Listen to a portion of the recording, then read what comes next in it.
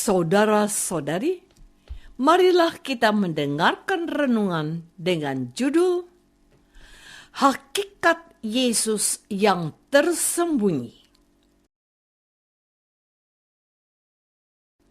yang berdasarkan pada Injil Markus bab 12 ayat 36 dan 37a.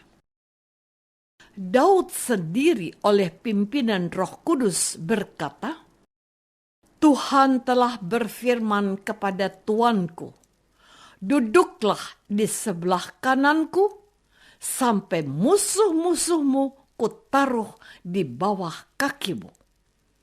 Daud sendiri menyebut dia tuannya.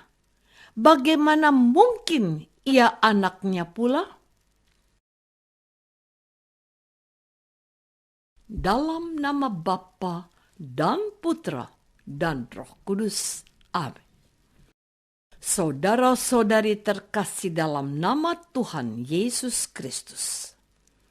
Kehadiran Yesus di dunia sangat sulit diterima oleh akal budi manusia, termasuk orang-orang yang ahli dalam bidang kitab suci.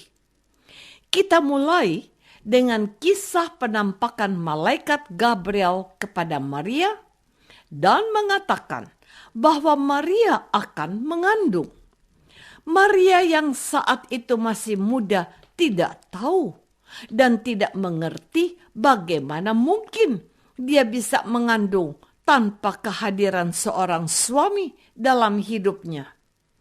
Demikian pula dengan tunangannya Yusuf yang tidak dapat menerima bahwa Maria mengandung bukan karena dirinya.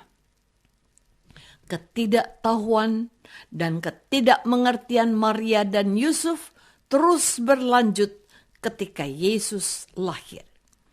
Di tengah situasi sulit yang mereka hadapi akibat kehabisan tempat penginapan, bayi harus Yesus lahir di kandang hewan. Namun, ada hal yang sangat mengagumkan, yakni kehadiran para gembala yang menceritakan sebuah keajaiban yang mereka alami terkait kelahiran Yesus. Juga kehadiran 3 orang Majus yang datang jauh dari timur, hanya dengan mengikuti petunjuk sebuah bintang. Herodes pun yang pada saat itu menjadi raja begitu kaget dan terkejut ketika mengetahui dan mendengar lahirnya seorang raja.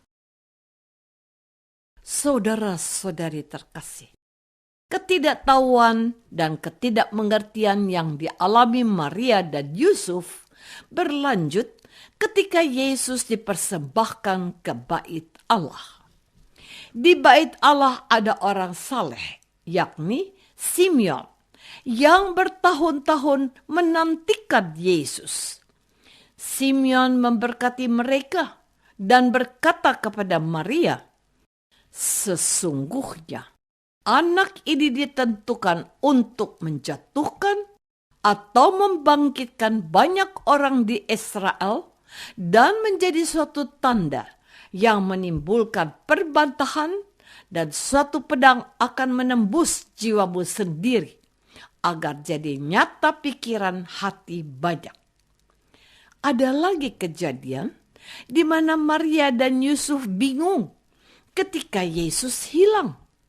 Setelah mencari berhari-hari, Maria dan Yusuf menemukan Yesus sedang berbicara dan beradu gagasan dengan ahli kitab suci di bait Allah. Ketika mereka melihat Yesus, tercenganglah mereka. Lalu kata ibunya kepadanya, Nak, mengapakah engkau berbuat demikian terhadap kami? Bapakmu dan aku dengan cemas mencari engkau. Jawabnya kepada mereka, Mengapa kamu mencari aku? Tidakkah kamu tahu bahwa aku harus berada di dalam rumah Bapakku? Saudara-saudari terkasih, para murid Yesus pun tidak mengerti siapa Yesus, yakni saat mereka ada di perahu. Lalu sekonyong-konyong mengamuklah angin ribut di danau, sehingga perahu itu ditembus gelombang. Maka datanglah para murid membangunkan Yesus. Katanya, "Tuhan, tolonglah, kita binasa." Yesus berkata kepada mereka, "Mengapa kamu takut? Kamu yang kurang percaya?" Lalu bangunlah Yesus menghardik angin dan danau itu, maka danau itu menjadi teduh sekali. Dan heranlah orang-orang itu. Katanya, "Orang apakah dia ini? Sehingga angin dan danau pun taat kepadanya." Demikian pula dengan ahli Taurat dan orang-orang Farisi yang mempelajari kitab suci secara khusus. Hal itu dapat kita baca dalam Injil hari ini.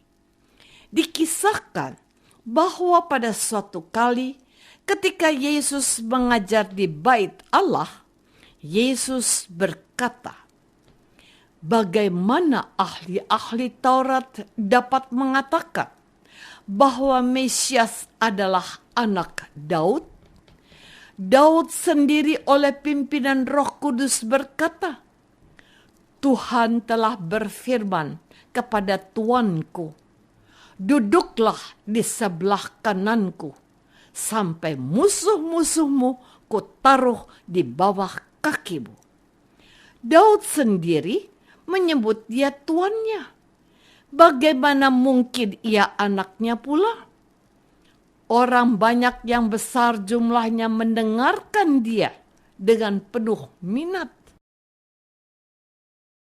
Saudara-saudari terkasih, perbuatan atau tutur kata Yesus yang sulit dipahami oleh manusia sesungguhnya berasal dari ketidaktahuan manusia tentang hakikat Yesus yang tersembunyi. Artinya, dari segi fisik atau sesuatu yang kelihatan, orang-orang Israel, termasuk kita umat Kristiani, melihat bahwa Yesus sungguh manusia 100%. Yesus memiliki orang tua, keluarga, dan sanak saudara. Yesus juga mengajar dan hidup layaknya manusia pada umumnya. Tetapi ada yang tersembunyi atau tidak tampak dalam diri Yesus, yakni hakikatnya sebagai Allah. Hakikat kealahan yang tersembunyi dalam diri Yesus ini membuat banyak orang, termasuk orang tuanya sendiri, tidak mampu menangkap kata-kata dan perbuatan Yesus. Memang harus kita pahami bahwa pikiran manusia terbatas. Karena pikiran manusia terbatas, maka manusia tidak mampu mengerti memahami Allah yang tak terbatas. Dalam diri Yesus ada hakikat Allah yang tidak terbatas. Dan perkataan Yesus bahwa Raja Daud menyebut Yesus sebagai tuannya sebenarnya menyadarkan kita semua bahwa Yesus benar-benar Allah yang menjelma menjadi manusia. Maka untuk mengerti dan menerima Yesus tidak cukup akal budi, tetapi harus pakai iman. Apakah kita sudah berusaha untuk mengenal dan mengerti tentang Yesus sebagai Allah yang dari hakikatnya sudah ada sebelum dunia ada? Marilah kita berdoa. Tuhan Yesus Kristus, Engkau adalah Allah yang menjelma menjadi manusia. Oleh karena itulah, Raja Daud yang hidup 11 abad sebelum kedatanganmu ke dunia sudah menyebut Engkau sebagai Tuannya. Curahkanlah kuasa Roh Kudus-Mu agar kami semakin mengenal Engkau. Doa ini kami persembahkan dalam nama-Mu, Tuhan dan pengantara kami. Amin. Semoga kita semua selalu dinaungi dan dibimbing oleh berkat Allah yang Maha Kuasa, Bapa dan Putra dan Roh Kudus. Amin.